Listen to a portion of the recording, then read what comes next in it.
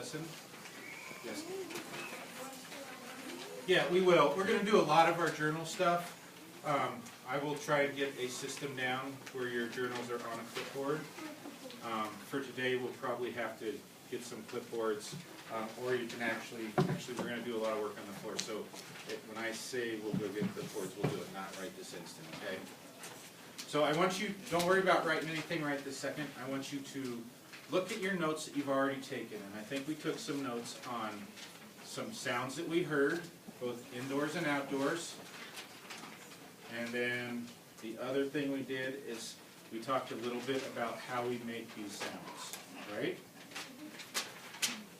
Okay, so what I would like to do is I'd like to, as you guys look over those notes, I want to come up with a few questions that we might have about sound, okay?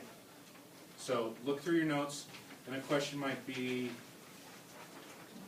I heard a loud noise when we were outside, and it sounded like somebody banging on something. I wonder what it was. Or if you could think of any kind of question that you might have had about sound, how the sound was made. So think about it here for 2 seconds, and then I would like to see some hands. And we're going to just put a couple questions up here. I only want to get 1 or 2, but we're going to revisit it every time we do a lesson. We're going to put some more questions up here that just help to get us thinking about things, okay? You have one, Augusta? What's that? Speak up real loud for me. Be proud of what you have to say.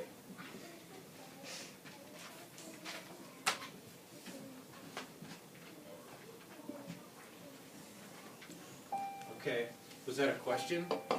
Did you have a question about that? Okay. About the tetherball post and the sound it makes? Okay. So let's rephrase that as, why does the tetherball post make the noise it makes? What's that? I didn't hear the tetherball post. Well, we all don't hear the same thing all the time, do we? When we went outside, I bet if we all looked at our notes, we would see that we all heard some different things. We also probably all heard some similar things. And that's something we're going to talk about today, is how things are different and how are they similar, okay? So we're going to, one question we're going to have, we're going to just make this chart say question.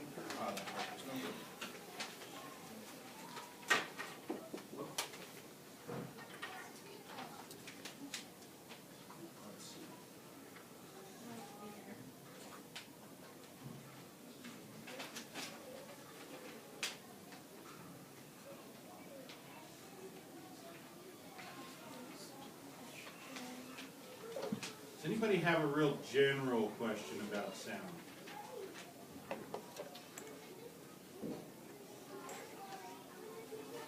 Daniel?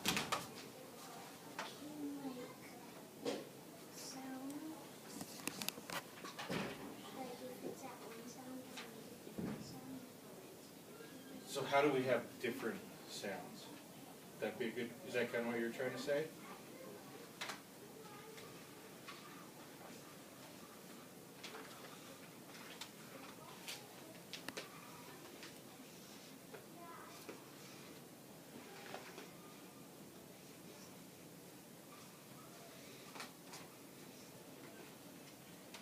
So let's see.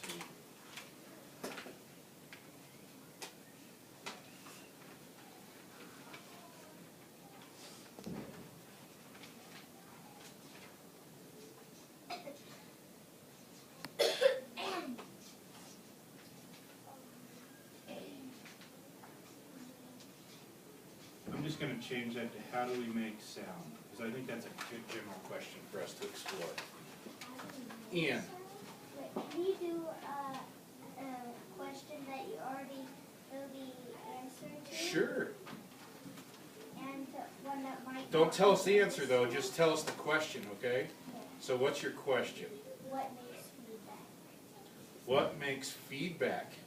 Okay, that's something we'll actually be able to explore, I think. What's feedback? Like, We'll find out what feedback is in another lesson, but I think that's a good one to put on here. Because that, you know what this is going to do? This is going to spur our thought to think deeper and think more critically and try and come up with some other things that we think about sound. That's one that I already know. Because, and maybe we'll have Ian help us out with it. What is feedback and how is it made? All right, one more and then we're going to move on to our actual lesson. Oliver. How fast does the speed of sound? That is a great question. How fast can it go? How fast does sound travel? Yeah.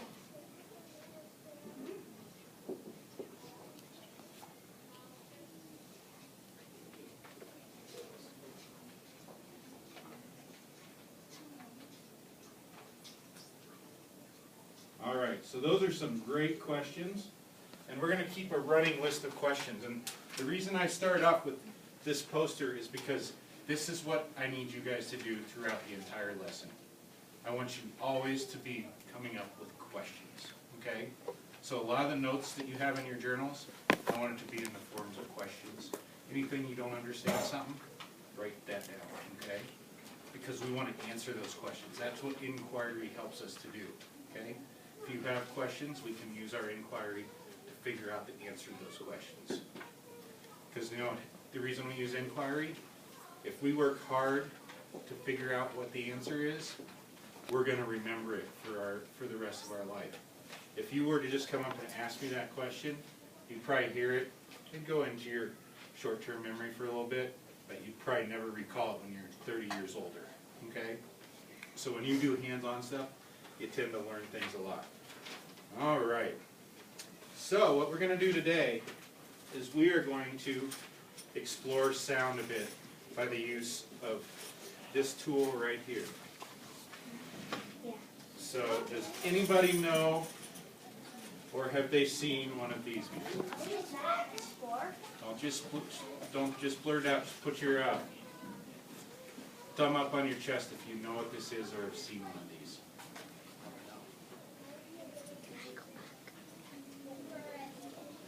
Taylor, do you know what this is? You think you've seen one? You have any idea what it's called? What they use them for? Okay. Anybody else?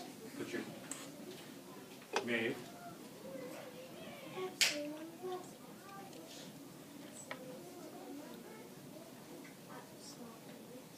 Okay. It actually has the name of a utensil we would use to eat with. This is called a tuning fork. Okay? And a lot of musicians will use this to tune their instrument. And I think we're going to hopefully have someone come in and talk to us about tuning instruments. But especially, they use these a lot for tuning pianos. They have different sizes of these that they'll tune a piano with. So we are going to use these throughout the lesson today.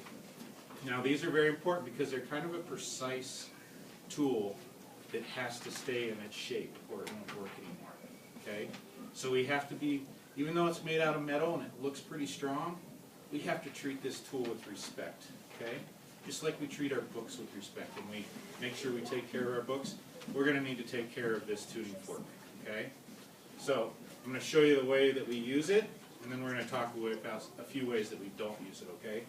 First thing is, we don't want to strike this against anything big and hard. Okay?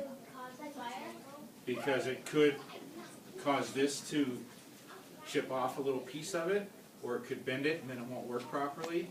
Or if you hit something with it, it could chip off and break whatever you hit it with. Okay? Exactly. So when we use this tuning fork, it has this nice stem down here. We're going to hold it by this stem, and the key is not to hold it up in here. It's not going to work properly. You have to hold it by the stem down here. Okay? There's basically 3 places that we can strike the tuning fork. We can just tap it on the floor. Okay? We can use the sole or the heel of our shoe. Or, if you'd like, you can tap the palm of your hand with it. Okay? Probably the best 2 options are the floor or the heel of your shoe. Okay? And Now what we don't want to do with this is we don't want to I don't want to walk up and hit the wall, do I? No, because that would start a fire too. Well, it's not going to start a fire, but it could mess up this tool, or it could put a hole in the wall, and then Mr. Gary's going to come down here and be pretty upset with this. Do I want to hit it on the table here? No. Because we might chip the table off, right? If I'm working with Ronan, do I hit him in the shoulder? No, never do we. Do I put this in my mouth? Because lots of people have used these. These have traveled to a bunch of schools in the Bozeman School District. Would you want to have this after someone else had had it and stick it in your mouth? Okay, so we want to be very sure that we treat our tool with respect, and that we hit it on the floor, on the sole of our shoe, or possibly on the sole of our hand. Okay? So what's going to happen is we're going to end up here in just a second getting into our math partner groups. Okay? I'm going to give you some freedom to sit where you would like on the floor. I don't want partners to sit too crazy close to anybody else. Give yourself a little bit of room. And what you're going to do is I just want you guys to explore with these. I want you to use all of the senses that you have. Okay? What of our 5 senses are sight, hearing, feeling. What's that? Smelling. You're probably not going to smell is probably not going to be something that comes off of this. And tasting is not a sense that we're going to use either, okay? So I want you to really focus on 3 of them. A sense of feel or touch, seeing what might be happening, or hearing what might be happening. Now, if you want to hear this, there's a couple things you can do. Okay? Once you strike it, you'll be able to put it up close to your ear. If you want it to be a little bit louder, I'm going to show you a technique that you can use. Okay? So what's going to happen is you strike the floor with it, take the bottom end of this little teardrop stem.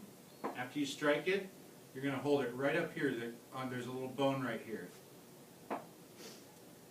You put it right here, it's going to amplify it a little bit. Amplify means it's going to make it a little bit louder for you, okay? So I want you to go ahead. Yes, Alvin, we have one question. Can we bang it against the chair leg? Nope. Where are the 3 places I said you could hit? The floor, your shoulder. Is it right here? Yeah, just right up here. Just anywhere close. There's not a real specific spot. It's just right in here, and it'll amplify it up a little bit. Mm-hmm. Right here? Yeah. So we can hit the floor with it. We can hit the heel of our shoe, or we can hit the palm of our hand. Those are the 3 spots. Chair legs are no good. Do I want to walk up and tap the counter here? No. How about the side of the? No. How about the drinking fountain? No. Okay. How about Either the floor, our shoe, or our hand. Okay? So, when I say go, I would like for you to go ahead and you can grab a clipboard and your math partner, and let's work on a strategy that we can use to find a spot that we are going to do this. And what I want you to do is I just want you to basically explore, write down any questions, write down any observations, or write down anything that you want to in your science journal. Not yet. Before we go, I want you guys to use our good transition to get from one spot to another. So what do we do with those? We want to make sure, number 1, voice levels down, right? 2, do it efficiently. And 3, we get right to work, okay? So those are the 3 things I want to do. I want to hear a whole bunch of voices. I will come around once you are in your pairs and sitting and ready to work. I will come around and bring you a work to explore and inquire about. Any questions? Made. You can sit at your table, but what are we not going to hit with our tuning fork? The table or the chairs. Okay? All right. Let's do this orderly. How about, oh, hold on. We're not going to go free for all. How about Taylor and Hope?